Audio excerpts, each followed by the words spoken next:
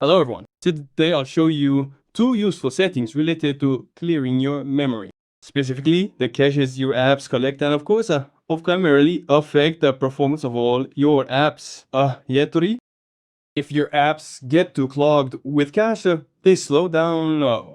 This creates the general impression that your smartphone is slowing down.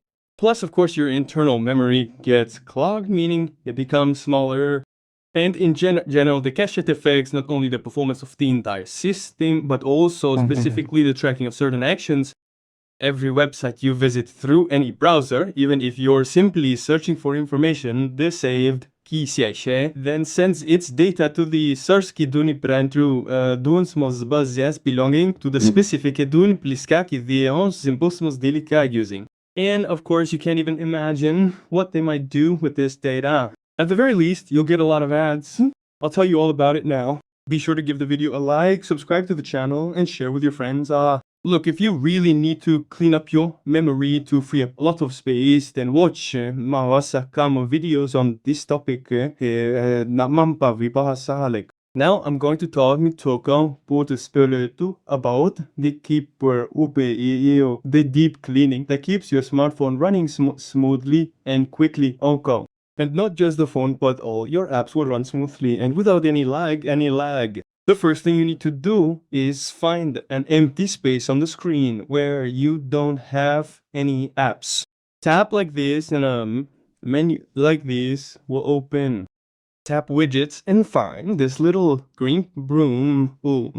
Now look, drag it somewhere onto the home screen. See, it's supposedly 49% occupied now. Tap it and the cleaning process begins. The cache is cleared and your phone should now run a little faster. So this clears both the surface cache and the RAM simultaneously.